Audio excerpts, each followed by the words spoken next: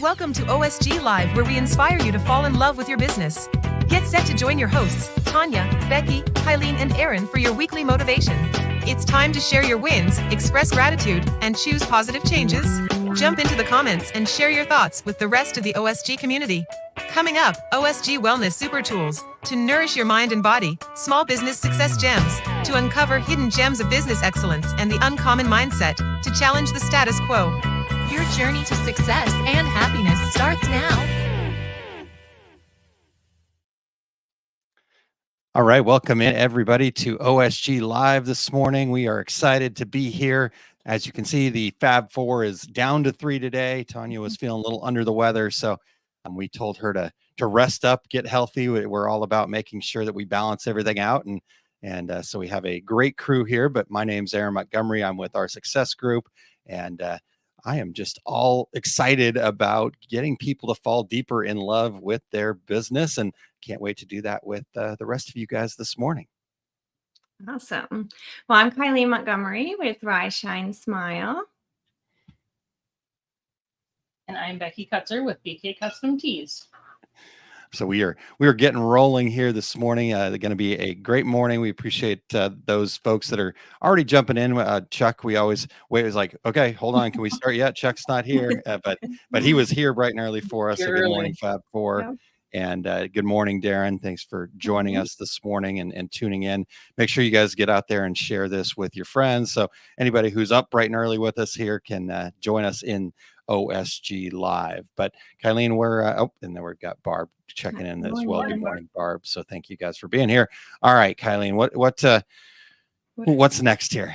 All right, so here's our gratitude time. So when we're in our state of gratitude, remember, we're in a state of abundance and we start attracting more good things to us. So we want to start our show with more positive energy. We want to lift ourselves up this morning and really truly appreciate what we have. And as a result, we start paying attention to all those good things that we have in our life. So we're going to share our gratitude. So if you're listening, please share what you're grateful for this morning. For me, I am incredibly grateful for a beautiful sunrise this morning that I got to see. I went and chatted with Aaron quickly before we started, and I looked out his window. I'm like, oh my gosh, it's gorgeous out there. It's the pink, bright sunrise. So that's what I'm grateful for today. Awesome. What about you, Becky? Well, I'm hoping we can see a sunrise. We've had so much fog lately that we haven't seen much of anything. But today, I am extremely grateful for all the tools, the business tools, the computers, the equipment. As I went through my day yesterday, I realized how many things make my job so much easier. And whether it's the tools that we're learning here, to just having my computer or my phone or any of those things. And it just amazes me how much that made my day go better. Yeah, that's awesome. That's awesome. Yeah, that's a really good one. I say this is why I like to go last, because I get to, but Kylene did actually steal mine, but that was good. That was a good one. So yeah, you guys that are tuned in live now, to share with us what you're grateful for. It can be anything. There's no judgment here, big, small, or indifferent. I'm really grateful for just the community. We've started the Fun February over in the Facebook group, and appreciate people jumping in there, sharing what their thoughts are.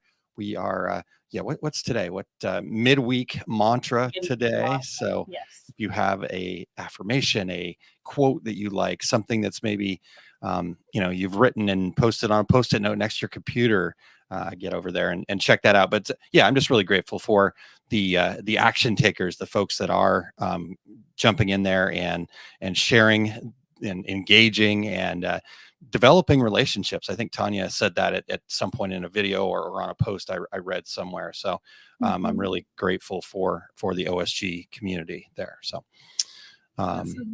awesome. Yeah. All right. Well, what else do we got this morning, ladies, before we get into the wellness toolbox here? I think we're ready for Kylene's wellness toolbox this morning. Yeah, I think we're ready. All right. You guys are a quiet bunch this morning, so I woke you guys up too early, I can tell. All right. Well, Kylene, you ready for the wellness toolbox here? I'm ready. Let's do this. All right. That was for you, Aaron. But you gotta go like this. Let's do this. Let's do this. There we go. It's an inside joke we'll explain later. All right, Yeah. here we go.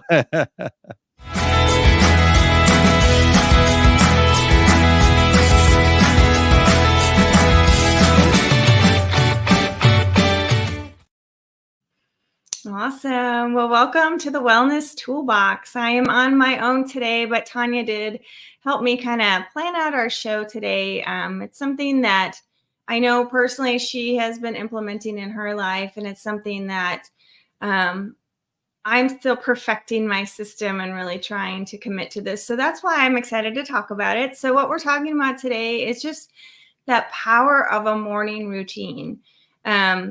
I don't know if you guys have heard the saying, but it's early to bed, early to rise, makes you healthy, wealthy, and wise. I don't know if you guys have heard that before, but there is actual evidence and studies to support that first hour of your day really has a huge impact on the rest of your day.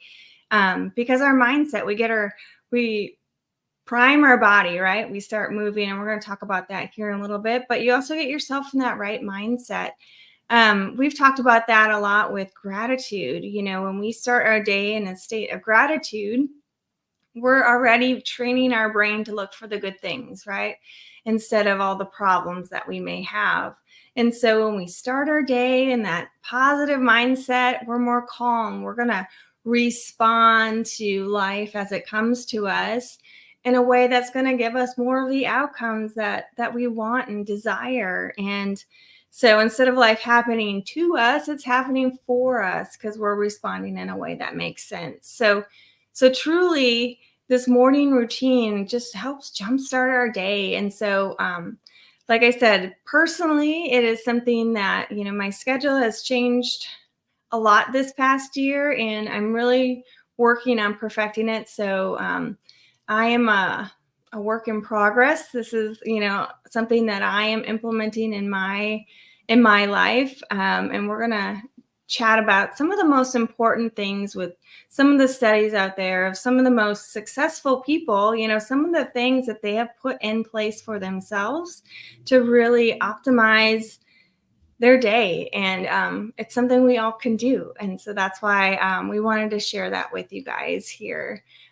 So one of the things that you can do first thing in the morning is a mindful breathing or meditation or some gratitude type practice. Really just spend, like, if you have 15 minutes, you know, just really get yourself in that headspace. Visualize your day ahead. Visualize the positive things that can happen. There's so many guided meditations out there that you could listen to.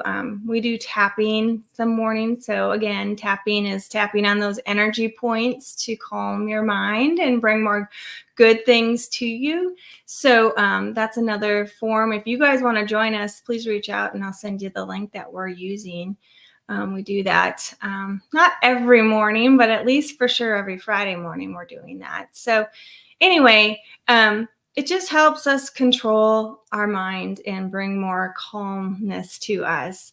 The other thing they recommend, according to the studies, and is exercise, moving your body. Get your blood flowing. We all know that high that you kind of feel after you work out.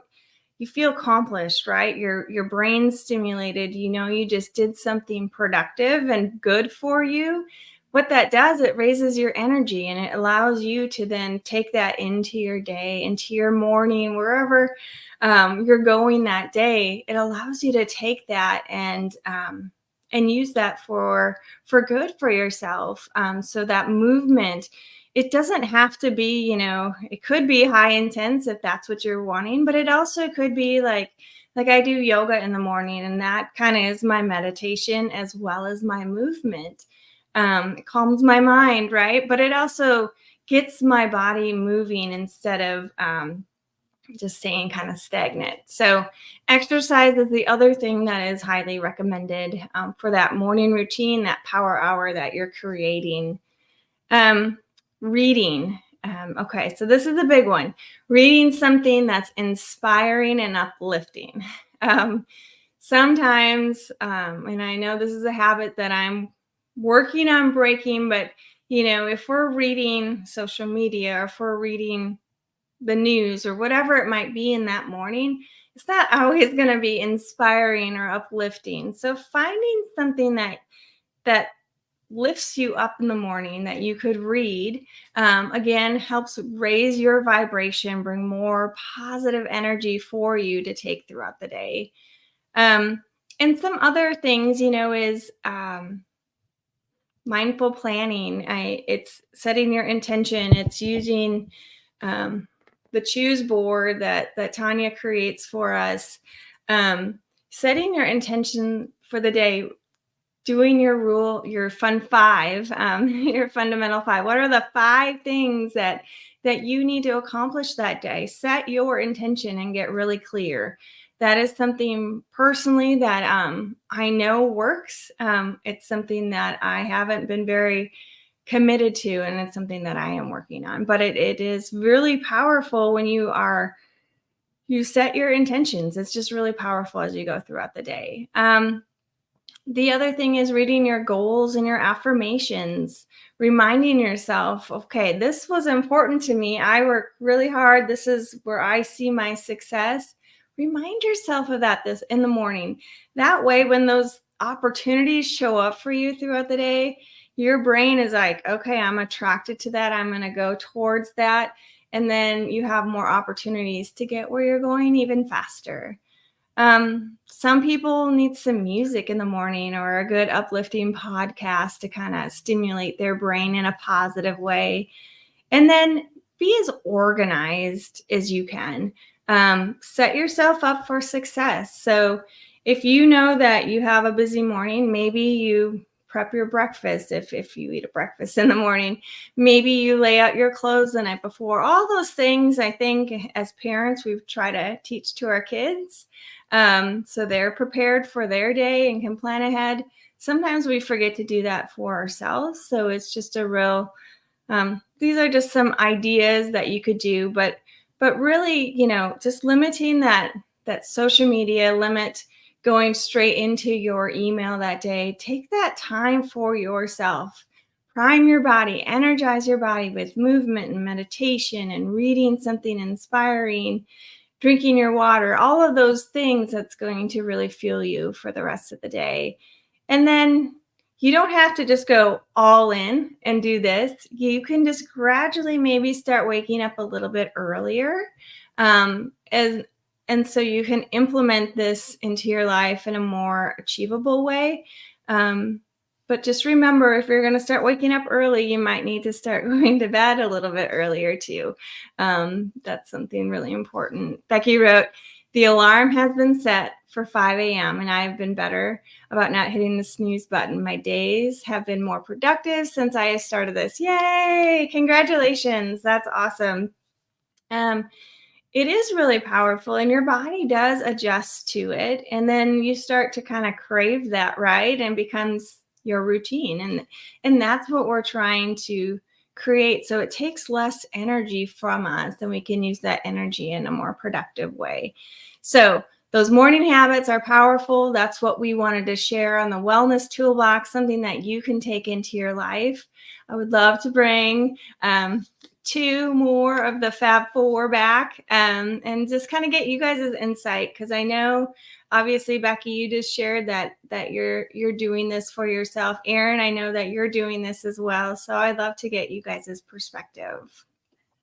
Yeah, that's awesome. Becky, what stood out to you? What's your take here? Oh, I've been trying to get a few of those things going. I had been terrible about, barely getting out of bed at 7 there for a while. And yet we have all these things that we do. I mean, I started looking at my week and, one week we have a meeting at Monday at 6:30. I don't remember. That's why I have calendars, but, and then working with Kylene for yoga, that's Tuesdays and Thursdays at 6:30. Podcast, we're obviously up early, so we're ready to go for this at 7. And Friday we go to tapping. So it's like, my mornings are starting earlier than they ever have in my life. So it's like, I can't just be rolling out of bed in time to go to these things. I needed to really start getting myself up and moving a little bit before that. So the 5 a.m. There's been a few times it's been 5:30. Not gonna lie, but it just seems like I'm getting way more. My days have been so much more productive with getting up at that earlier time, even if I'm not actually getting a lot done. Before that time frame, I'm still up and moving, and I just think that has helped my body get going and my brain wake up and all the things. So it's been really awesome to see. Yeah. I'm happy to hear that. That's awesome. Yeah. And I think when you talk about, you said maybe not getting a lot of things done, you can put done in air quotes there, because I think we mistake, done with actual productivity. Right. But I think, I've found when I am just kind of right into it that I might get a lot of things done, but I wasn't very productive personally. So and that's the way it works for me. So, and then, I've got a couple of questions for both of you guys here. So, but can we go back to where you very first started, Kylene, where you were talking about, why, well, even in, why gratitude and that kind of thing, right? To kind of, I can't remember exactly the words that you use, but kind of sets our day and reminds us to be looking for the good and not the bad, right? Yep. Because the reality of that, and you can argue with me all you want, but if you really were to stop and think about it, whatever you're looking for shows up. The law of attraction is a universal truth, and so that's kind of where this all starts, right? I had somebody the other day email me something, and they said, I think the universe is against me. And, I didn't reply, but when I do meet with her, I'll share this with her. The universe is not against you. Your thoughts are against you. And therefore it feels like, because the universe is doing everything it can, however you look at that, right? God, universe, source energy, whatever that is for you, that they are doing everything they can to get you to where you want to go, but it's what you're focusing on. And I think starting off your day focused on the positives really just can change everything. I mean, you're going to be hit throughout the day with different things that might seem a little bit crummy, right? And things happen, and not every moment is rainbows and ponies, but the sooner you can get back to that, that's why I love having my window open in the morning. You mentioned, popping your head in there and seeing that sunrise. I mean, just to look over that and go, that's perspective. Look at the beauty of that, right? That's a perspective that really hits me. So, Kylene always likes to close everything up at night, and I always go in there and open my window right away because I don't want to miss that sunrise. Yeah. Well, starting that hour, that power hour, whatever you want to call it, your morning routine, it does set the tone. And so if you're waking up late, we've all woken up late before for something, you feel that negative energy. It's chaotic, you're rushing, and then you don't respond to life the way you want when these events are happening, because the events are going to happen. It's just part of life. You never seem to catch up, right? You just start from that place of chaos. It's hard to get back on track without intentionally stopping. And so I wrote in the comments earlier while you were talking, Kylene, because you had mentioned you're working on implementing this into your life. So what are some of the practical things that you are working to implement right now? I know you shared all those different tools, ways to do that, but what's been the most powerful for you? So I have obviously committed to doing yoga every morning. So that's there. But I want to start, I'm already waking up early, but I want to start waking up a little bit more early, so I can get back to actually writing out what I'm grateful for again. I do the mindset practice, but to actually write them out in a habit is really powerful. I want to start listening to, I don't know, I got to find just something gentle I can listen to, when I am driving into work. That's the other thing. And then writing my fun 5. That is something I think is really important for me, because I feel like sometimes I'm wearing different hats. I'm sure you guys feel the same way. So knowing that these are the important tasks for me to finish that day will really help me stay on track. So life doesn't happen to me, right? I am creating my life. And then just spending some time journaling, spending some time with my thoughts, and having control over that, I think is really powerful. So for me, it's the movement, getting back to my, I don't have my sheet because I haven't unpacked my backpack, but so I don't have it, but you had created that form for me that had the fun 5 on it. It has my grateful on there. It has the reflection part. So at the end of the day, I can review, what did I accomplish? What can I celebrate? Because we forget those things. And so to have that one place to go to, that's going to be really important for me to get back to. I've allowed myself to be kind of spread out a little too much, and I need to get back to my routine and an intention. So that's why I was excited to talk about this and get you guys' perspective and share with you all kind of where I'm at too. Yeah. Well, just change your language a little bit. Just so you're talking. What did I say? Yeah. Did I say should? Yeah, could and shoulds and I wills. Put the I wills in there. Okay. Thank you for calling me out. I appreciate it. I need that. Well, we all do. That's the for sure. fun part of this is the perspective. So, all right, Becky. Even the want word, I have found that if I want something, it means if I'm saying I want, that means I don't have it. Yeah. And it's not so much that I don't have it, it's that I desire this. I want, I will see these things in the future. I mean, being grateful for that kind of stuff and having that desire of stuff and not and keeping that negative feeling of not having enough out of there has made a difference for me. Yeah. I mean, that's huge. You do have to believe it to achieve it. You have to believe that it's possible for you. And that's where the affirmations part comes into play as well. Right. Yeah. Love that. All right. I did post this earlier. What does everyone's morning routine look like? How committed to it are you? So I'm curious to hear everybody else's take. Like I said, I had a couple questions for you guys, and because I want your unique and wonderful perspectives. So let's talk about this thing right here, the phone, right? How does that impact your morning routine? Becky, I'll throw it at you first. So since I've been doing the 5 a.m. start, and I know, I have it down to, okay, if I'm out of bed by this point, I can be dressed and have my exercise done by this point, and I have all my time frames. So I know I can hit that snooze one time, type of thing. I have found with having that routine part set up, I'm not grabbing my phone to open all the social media prior to even leaving bed or anything like that. The alarms are set on there. I do use it for all of my alarms. So it is close. It is next to my bed. But I have found with setting this new routine for me in the last couple weeks here that I'm just not grabbing it for the social media stuff in the morning now. My focus has changed to, I've been doing the journaling. Also, Kylene started that gratitude journaling, and I didn't get mine done this morning. So that is next on the list when we finish podcast before I start my day, because I don't have it done. So, I think with knowing and doing that I'm grabbing for those things as opposed to my phone for the social media. Love that. Kylene, what about you?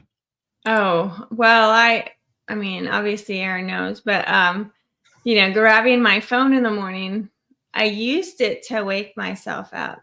Like I would purposely go to my email to read something to wake up because I was having a hard time waking up. Well, as we've learned, that's the worst thing you could be doing, right? And so I have been more intentional to not do that. Now I will check my sleep score and I'll do that. So maybe even that's something that I can slowly eliminate from morning, but it is so distracting. I could wake up on time, but I would be on my phone, and then all of a sudden I'm running late, and it didn't have to be that way, right?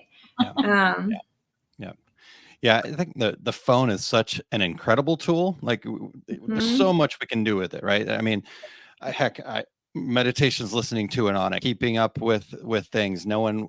Becky talked about calendars earlier. We can set alarms to remind us to, hey, take a break. I posted a link to an app that I've been using a ton called Insight Timer. In fact, both Kylene and I have meditations on there that you can listen to. So look us up on there, and it's free. So, there's so many great uses for it, but it also is designed, especially, social media, email, all that kind of stuff. It's designed to steal our attention.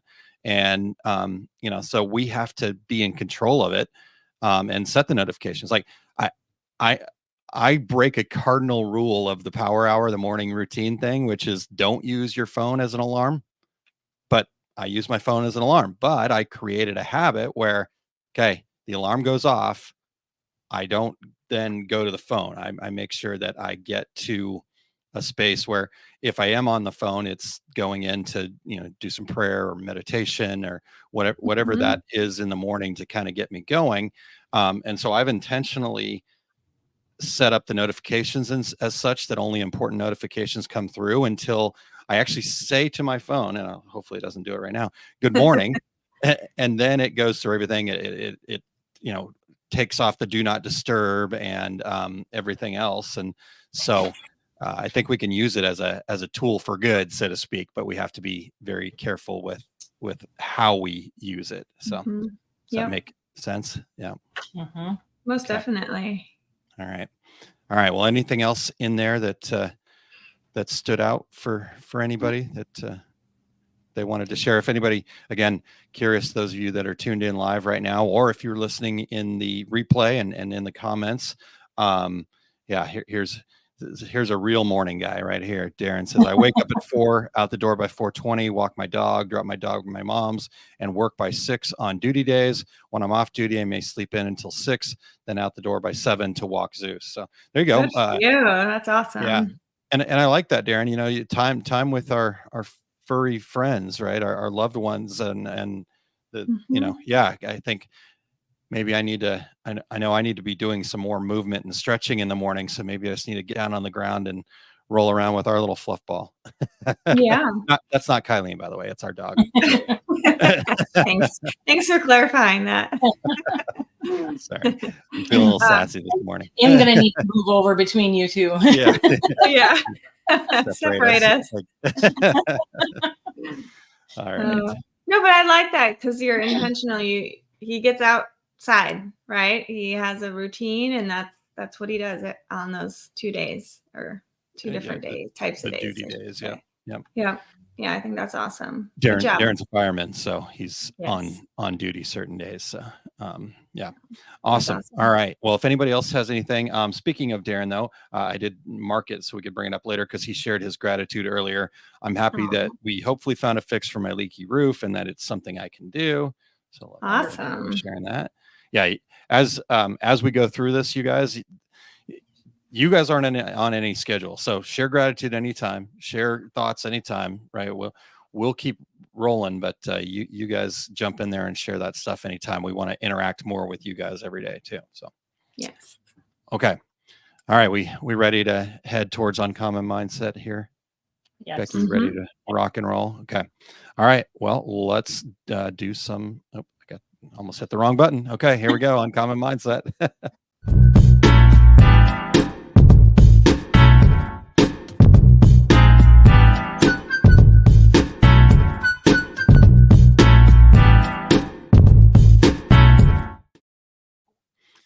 All right. Well, welcome into the Uncommon Mindset here. I've got to switch gears, get my brain because that whole morning routine thing is my jam. I've been working my butt off on that for a long time and getting better. But I even discovered something the other day that I was like, oh, that's why that's happening. Why I was getting into the emails much quicker than I needed to. It all boiled down to one little word on my planner page. So it said eliminate chaos. And that for me was going into the email box. And then I got started and I never finished the rest of it. So anyhow, all right. So I am officially shifting gears here, Becky. Thank you for your patience with me. So you guys, we are into the 6th week of the 12-week fundamentals workshop, kind of details overview here that we've been going through. And Last week was all about knowing our costs. But we also spent some time breaking down the need to plan, because we kind of last week, that fifth week was our transition into the planning phase. The first 4 weeks were about our mindset and kind of getting our minds right. Now we are into the planning phase. And so in this second week of planning, we're going to utilize those numbers that we talked about last week, and we're going to come up with a pricing strategy that's going to lead us to profit. So in the workshop, in the full workshop, when that comes out a little bit later on in the year, probably July, it looks like right now, we're going to share with you some common pricing mistakes that we've all made, and how we can avoid them. We're going to share details on the art of pricing so you can master the pricing for profit. And then, speaking of profit, before we devise a pricing strategy to make profit, we have to plan for it in our accounting system. So, Becky, within the OSG methodology that we talk about in the book and throughout our success group and in the 5 keys and stuff, what is that strategy to ensure that we're creating a kind of a positive net gain when it comes to our accounting? Or I always like to joke, because my dad was an accountant, I always called him a bean counter, pushing the beans from one side to the next. But maybe just briefly break down what that kind of looks like for us. Right. So in our OSG, the workshop, we get very detailed, but the core idea is to prioritize profit before covering your expenses. Not something I initially did when I first started my business. We made sure all the expenses were covered. We did not plan for any of the extra. So I've started using separate bank accounts for different purposes. All of my income, anytime I get paid from any order goes into the income. And then I have a profit account and an owner's pay account, taxes, operating expenses. By utilizing all those separate accounts, I can plan for that profit, but for paying myself as an owner immediately, or, if you could have profit from day one, even if it's $1, it's still considered profit if you're planning for it. And you just have to make sure that, for me, having those separate accounts, that means I can go look at my operating expense account and go, okay, that's what I have to spend. I'm not overspending because I see all of it lumped together, and it just makes it a little bit clearer for what's available for the business to do. Yeah. And I think that's so crucial, Becky, is that we are, like you said, from as early as possible, right? If it can be from day one, great. But if you're, been in business for a while and you've struggled to pay yourself, right, to have that, right, then make this, it's just a mental shift, right? The crazy part about this is nothing actually changes other than a mental shift, a change. And to kind of solidify that mental shift, I love your strategy there of just having different accounts, right? Some people will go, oh, well, I'll see it on the statements or whatever. But it's that your subconscious needs that simplicity, because it's trying to kind of juggle all these things. And so if you have that simplicity of saying, okay, here's my operating expense account, this is how much I can spend, right? Okay, well, then you're going to stay within that, right? Now, this is owner's pay, right? So I'm paying myself. I always tell people when we talk about this, Becky, is that plan to pay yourself as soon as possible. That doesn't mean that you are going to actually be able to, take that money quite yet. You might be growing your business, and in that growth phase, you might need to reinvest. So, it could be, okay, it goes into my owner's pay account. And then guess what? Right after that, the owner reinvests back into the business operating expenses, because we gotta do this, right? And I know it's like, oh, that's an extra step. It's an extra step that's well worth it. So maybe talk about that part, that kind of the mindset behind the strategy. Well, I think that, knowing that you have, if you can look at $1 on those reports that are in your accounting systems. I used to think I wanted to be a bookkeeper, and I've really learned that that's not my thing. I love that. So those reports to me don't mean a lot. They may mean the world to my accountant, because she knows what's on there. She knows exactly what it means. I don't. When I go in and I want to make sure that, if I need to order something extra, or we need, whatever it is we need here, I go and look at the operating expense and say, okay, what can we do?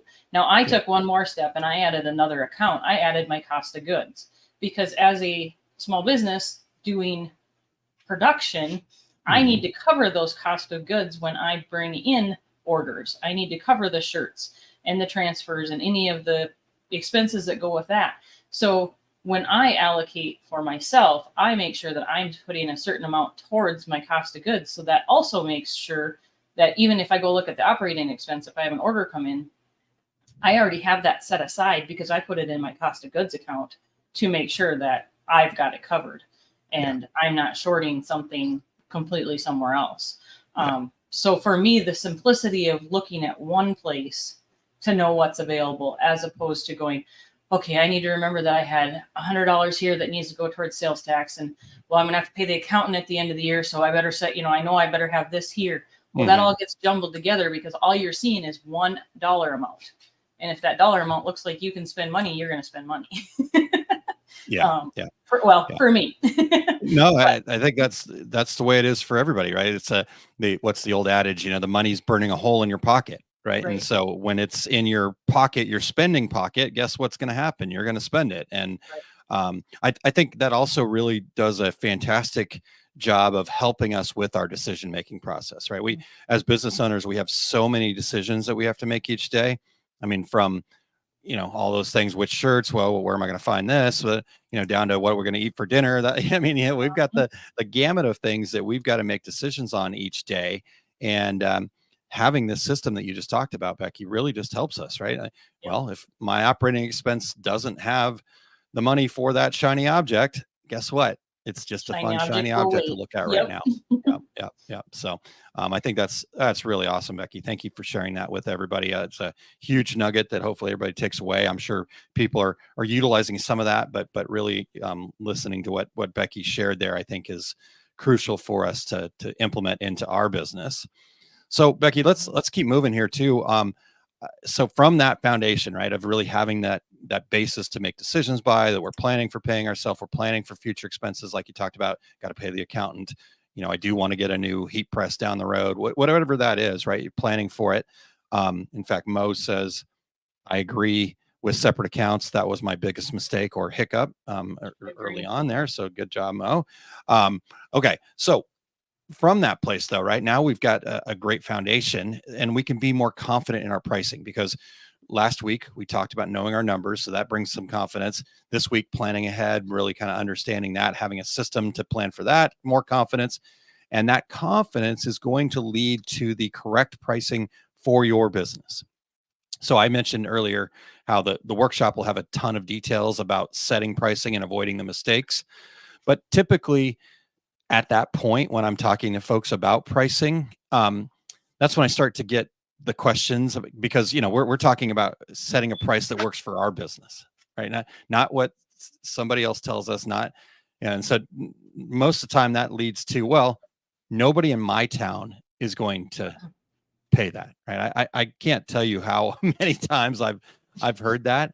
Heck, I've been there, right? I'm like, oh man, I don't know if anybody's going to pay that. So I understand that pricing pressure is a real thing and that small business owners face that pricing pressure constantly. We don't have the deep pockets. Well, let me just double check here real quick. Anybody that's in the comments, do you have unlimited money? Becky, is that you? Do you have unlimited funds available to you? No? I desire them. Okay. Them all right. Unlimited funds. Yeah. You'll attract it when you're ready, right? So, but here's the reality, right? We do have to have a budget. We do have to understand that we've got an operating expense account that we've got to work from. And so we can't be the low cost leaders, right? You have to have really deep pockets to be the low cost leader. And if we try to be that, here's the reality. You're just starting your death march to going out of business, and you don't know it. And you probably won't know it until it's so painful that you don't have any other choice, right? And so here's what I always tell people when I hear that question. Well, nobody in my town is willing to pay that. Here you go, buddy. Come here. Sorry. Cliffhanger for you guys. Bye, buddy. Okay. Cora's already been out here too. She'll be back. All right, good. He's got to go get on the bus. So cliffhanger, right? Here's how I always respond to anybody that tells me, well, nobody in my town is willing to pay that. And I always reply, well, I know somebody in your town has a pair of Nike shoes or a designer handbag, right? And that's not to be flippant, that's not to be rude, but the reality is somebody in your town is willing to pay more money for something that they perceive to be a higher value, because I can go get a much cheaper pair of shoes. My son is really into shoes right now. Actually, maybe that's why it was down here to remind me. And the amount of money that these kids want to spend on shoes, great. He spent his money on it, and that's his thing, and he has that perceived value for that. But I can go get a pair of shoes that'll have the same utility as those Nike shoes that he bought, and they will be just as comfy. They won't be as cool, but if you get cut out cool, that's what perceived value is, right? It's I'm willing to pay more for something because it has more value to me. It comes into my core values, and it hits home. So the truth is, people are willing to pay more for something that they perceive to be more valuable. And that becomes what the real pricing art is for small business owners, right? How do you promote? How are you sharing your products? Is it just a t-shirt, this little thing, or is it, moisture wicking? Is it, showing off your business, right? Whatever that is. So you have to be willing and able to promote your products based on perceived value, not on the cost. And ultimately, here's the big, I think, stumbling block for most people, Becky, is if price is all that separates you from the other providers out there, you are a commodity, and there will always be somebody willing to do it cheaper. So, Becky, I mean, is that, Yes. you found that to be truth in your experience? Yes, absolutely. Pricing is still one of the main things that I struggle with. I've struggled with it from day one, because when I first started, you start reading the groups and all the things, and everybody's, times 3, times 2.5, times whatever, and you don't know any better. But since using the OSG training, I've been able to know my numbers and make sure that I had all my costs covered, and it's made this a much simpler task. I learned, one thing I didn't have included was my time and like my quality equipment. I've invested in all that. So, at some point the equipment will break and need to be replaced. And so somewhere that needs to be accounted for in every item that you send out the door. Now, one item may only cover it at 50 cents, but the next item going out the door could be covering it at $100. It all needs to be factored in. And I know, going through that OSG training and the training that we have coming out later this year will be lots of information for doing that. So yeah, that system, like you said, it gives us that foundation to say, yep, I'm covering my expenses, I'm covering paying myself, I'm covering the investment in the future.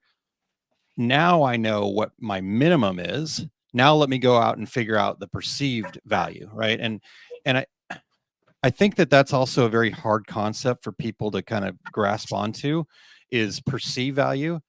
We think that cost and value are basically the same thing, right? We're pricing based on cost, right? And we don't know, as consumers, as somebody that's buying a product, we don't know or honestly care to know what it actually costs, like a Toyota and a Lexus.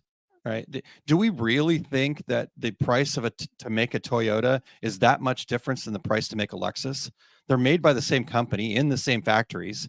They add a couple of extra blingy things, a few extra parts and pieces. So the cost is probably nominal to make it, but the perceived value of it, status, the features, the benefits, the guarantees, that's the difference. And so that's perceived value. And that's what pricing is based off of.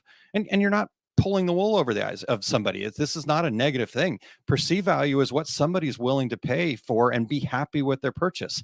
We don't want our buyers to have buyer's remorse after it's done, right? We want to set expectations and have this perceived value and then deliver on that value. So I guess, Becky, if you've got anything to share, go for it. But I also want to share a kind of a quick tip. But what's your thought on this perceived value thing? Agreed. I mean, when you look at a product, I had written it in my notes earlier, and then I had kind of taken it out. But a white T-shirt. If you buy a white T-shirt at, say, Walmart or Target, your perceived value there compared to, say, buying it at Bloomingdale's or Saks Fifth Avenue, I mean, it's still a white shirt. It's still a white T-shirt, but your perceived value of where you're purchasing it and how they've marketed it makes a big difference, and what you're willing to pay for that. Yeah, for sure. I mean, the reality is it happens all the time. You can find out there, plain white t-shirts that sell for $300 and they're sold out because they're associated with some celebrity or there's some perceived value. They want to be able to go out in front of their friends and family and say, I've made it. I'm a big deal because I have this, Yeezy white shirt or whatever the case may be. So let's talk about that then. Let's talk about a tip here that maybe we can leave viewers with as we wrap this up. We're going to share a lot of details about ways to increase our perceived value in the workshop. But I thought this one might be a great place to kind of start and give folks a nugget that they can use here today. So here's the reality. The human brain is wired to spend till it hurts. It's just the way that we're made. And that limit of hurts, right? That's when the perceived pain is greater than the perceived gain. And so it's as simple as that. We will spend as much money as we need if that thing is of value to us. And here, that's what makes this so unique, is that what I value and what Becky values could be completely different, right? The things I'm going to spend money on, the things that Becky spend money on are two separate things. Like, I'm not a car guy, right? I know people that have spent, hundreds, if not more than hundreds, thousands, if not millions of dollars on cars over their lives, and the coolest things and the whatever it is that's important to them. I'm not a car guy. I want a car that's utilitarian, right? So I would drive a minivan, but we got the next best thing in the Palisade, where it's an almost self-driving car, that kind of thing. So we are wired to spend till it hurts. So as a business, our job is to reduce those pain points so people feel welcome to spend what makes their brains happy, right? Where they miss that other part. So when we look at this, there's several ways to do that, but let's see if I can take care of something here, and we'll get rid of somebody that's having a rough morning. All right. So anyways, we have to reduce those pain points, and there are several ways to do this. And I'm just going to share what I think is the easiest way for us, and that's called direct pricing, right? And it's really simple. It's not that complicated. Just don't nickel and dime your customers, right? Because when we nickel and dime them, we hit them for all these extra fees, and they have to kind of figure it out as they go along, and they get to the end of the transaction, and they maybe feel a little bit scammed or lied to, or even kind of like they've been taken advantage of when things are unclear. So direct pricing basically means be very clear about what they're going to spend and what they're going to get in return for that. And from that spot, right? Well, let me just share an example. I worked for a distribution company, and they were one of the pioneers of selling online when this was a thing in our industry. And they had a free freight offer, which kind of separated them from some of the other distributors at the time. And business was great, but the owner of the business insisted that we have a handling fee. It was $2.95. And nobody could explain what we were handling. He would try to explain it, but it basically was just, to him, free profit. Right. And he loved looking at that on his spreadsheet, this handling fee, right? How much money this handling fee brought in. Okay. I can't tell you how long. It was a long time, but we fought that battle over and over internally there. We just need to get rid of it. Just get rid of it. Just get rid of it. I was at a point where I was actually in charge of pricing, and I even said, hey, I'll raise prices to cover that. Promise. We're good. Trust me on this. And finally convinced him to drop that handling fee. And in the amount of that we increased sales in just the 6 months after that, more than made up all of what the handling fee was bringing in for the entire year. So we just made the pricing more direct. We made it more clear that this is your price. You've got free freight. You're not going to get to the end, and all of a sudden there's an extra $3 that you can't really, like, why am I paying this $3? Right.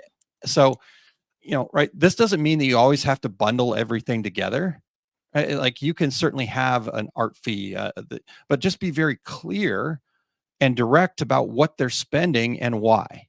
Right. So that's ultimately what direct pricing is all about. What do you think on that, and how do we close this out here?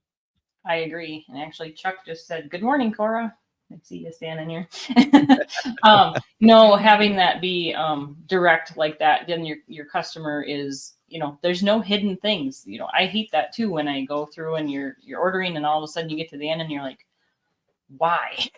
Why does that have to be there? I wasn't expecting that part. And there's been several times, multiple times, that I'll back out of that transaction for that very specific reason. So I think having that very, very clear and direct cost makes a big difference. So, our 12-week workshop that'll be coming out later this year is going to take you down in and dive deep into knowing those numbers and helping with pricing and move your business forward. Plus, if you guys haven't heard yet, we have the live event happening in June 7th and 8th in Missouri, St. Louis, Missouri. I think I keep saying St. Louis, but I think it's O'Fallon, right? Is where the actual city's O'Fallon, but it's the St. Louis area. Yeah, absolutely. Gotcha. So it's going to be the fundamentals live, which will be hands-on. It'll be hands-on event where you'll be able to learn all these tools and start implementing them immediately. We're going to have some instruction. Aaron's going to give us some instruction, and then there's going to be the workbook that we're going to work with you guys directly, intimately, like small group. We have a very limited space. We're only going to have a room for 40 people. So I know we have details coming very soon. And I think you said to put in the hashtag FBS Live in our comments if you need or want the information to be first on the list. So yeah. We've asked some people to go ahead and put FBS Live as a hashtag in some other spaces, and so we've kind of kept a list of those folks so they'll get first crack at those, because the venue that we have is actually can seat more than 40 people, but we want to make sure, like you said, it's an experience. This is not a lecture for a day and a half. This is you coming in, lots of hand holding, lots of working together, lots of building community, lots of experiences that are going to help you fall deeper in love with your business. And so we want to make sure that that's an intimate experience. And so we feel like we can work with 40 people and make that work really well. So we're going to cap it at 40. So we're going to give those folks that have used the hashtag FBS Live the first crack once we get the sign up page open. I was hoping to have that done, but today looks like a good day to wrap that up. So when Becky says coming soon, it's coming very soon. And Darren, we've got you on the list. Thank you. And then we'll open it up to everybody else after we've given the folks that had used the hashtag FBS Live to jump in there. So let's bring Kylene back if that's good with you, Becky, and we'll wrap this up here. Yeah. Okay. Hi, Cora. Hi, Cora. All right. Well go ahead, Kylene. I was just going to say that was awesome. That was a lot of really good info. The one thing that kept standing out to me is, you guys were talking about like really being confident in your numbers. That helps with your message. So then when someone asks you why, you're just able to just say, well, this is what it is. And then your self-worth, that mindset that's attached to that number, is coming across clear and confidently. And then people are going to trust you. When we hesitate or justify, that takes away our value. So I just love how you guys kind of wrapped the mindset into that pricing part of it. I think that was huge. And then the other thing, I was taking notes because you guys are awesome with all this stuff, but that you were talking about the handling fee that you guys worked so hard to eliminate. And then in the end, it was even better than it was better without it. I think it just leaves you with that feeling. So you have to think about what do you want to leave your customer feeling? If you've already got them to commit to purchasing something from you, this good or service from you, and then they feel good about that. And then at the end, you're like, oh, but then there's this, and then there's this. And then they just kind of feel like, oh, maybe they hesitate and they don't trust their decision anymore. Right. So I think it's just remembering, what do you want your customer to end up feeling once they have your product or service? Yeah, I like that. It's that airline effect, right? Yeah. Oh, I paid, $100 for my ticket, and now you want me to pay money to have a seat. Like, I was searching for an airline flight the other day, and it was it was just such a frustrating experience, right? Because I could, buy the ticket, but then, I actually want to select my own seat instead of end up with a middle seat on a, you want to actually bring a bag on the plane, or, like, oh my goodness, folks, let's get, I don't know. I think the airline industry is the perfect what not to do. Yeah. So, Yeah. yeah. So, all right. Anything else that we missed there, Kylene, or how do we? No, wrap just this up? that, the FBS Live it's going to happen, and I'm like crazy excited for it. Just, we all know what it's like when you're connected as a community and you're learning together and you're growing together. You're creating this experience for yourself that you can really take with you and grow your business to wherever that is for you. So I hope you guys will join us there, because I'm excited for it. Yeah, definitely. Barb said earlier, open communication with customers about cost is key in getting customers and repeat customers. I think that's a huge point, Barb, that maybe I left off there.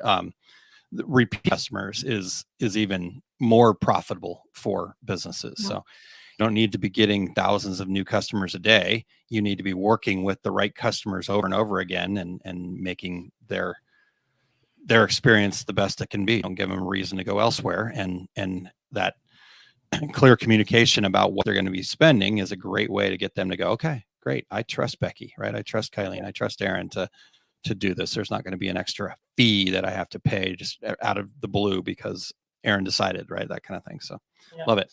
Yeah. All Barb right. had another comment. Oh, sorry. Well, that There one you too, but I was, Yep. I wanted to point this out too, because I think this is something else that we talked about, she says getting QuickBooks and a CPA. I can't speak for the embroidery course because I don't do the embroidery side, but I can see where that would be very helpful. But the CPA, I was going to say / accountant, is, I think, something that needs to be higher on the list than small business owners realize. Unless you've taken the accounting and know all the things, as I've been learning, I had just enough knowledge to be dangerous and managed to get it completely messed up. So it's now, I'm paying the extra to get it all straightened out and stuff. So Yeah. I think hiring that accountant and the CPA early on will save everybody in that role a lot of headache.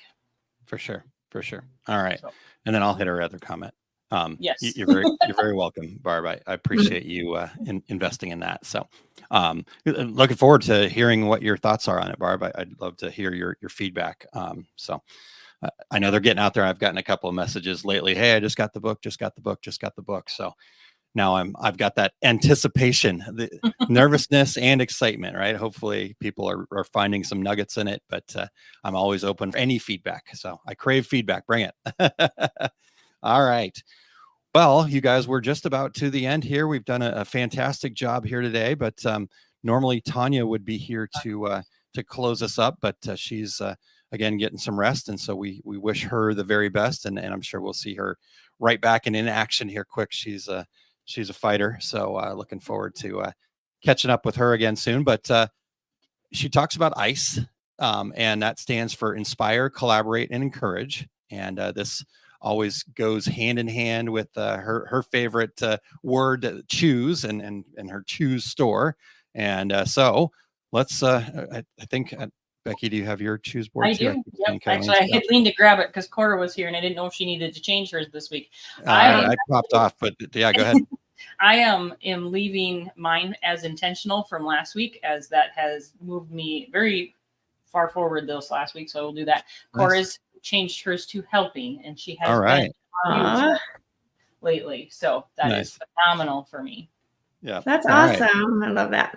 Yeah. Kylene, what about you? Okay. Organization.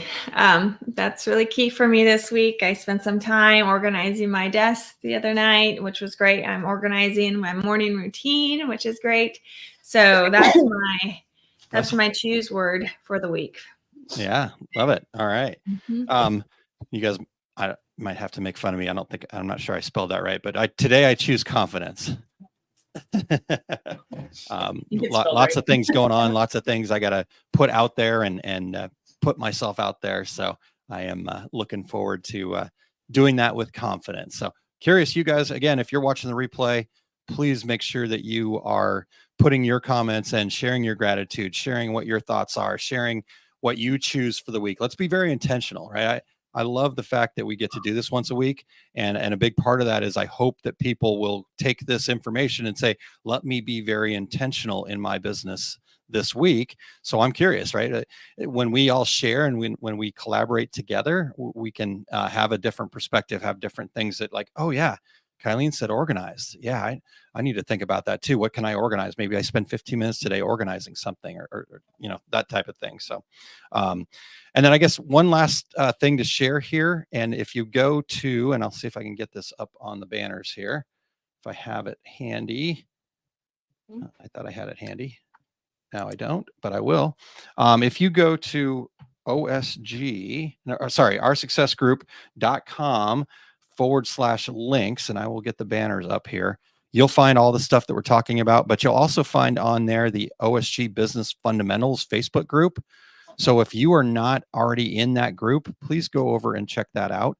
Just go over to Facebook and search for OSG Business Fundamentals, and you should be able to find it. But you can go to oursuccessgroup.com/links, and you will see a button right there for it as well. So anything else we need to share before we get out of here? And anybody watching replays, use your hashtag replay. We should probably start mentioning that early in the podcast a little bit too, but we'd love to see you guys when you're and know that you're watching. So definitely. Yeah. And then like Aaron said earlier, any feedback, we'll take it. We want to provide you guys with as much learning as we can here. And if there's something specific you want to learn about, let us know. We're open. Definitely. All right. Well, thank you, everybody. And we have Mo saying, thanks all. Have a wonderful week. Barb, have a great rest of the week, everyone. So you guys have a great rest of your week, and we will catch you guys back here next Wednesday. Looking forward to it. Right. Bye, everybody. Everyone. Bye, Cora.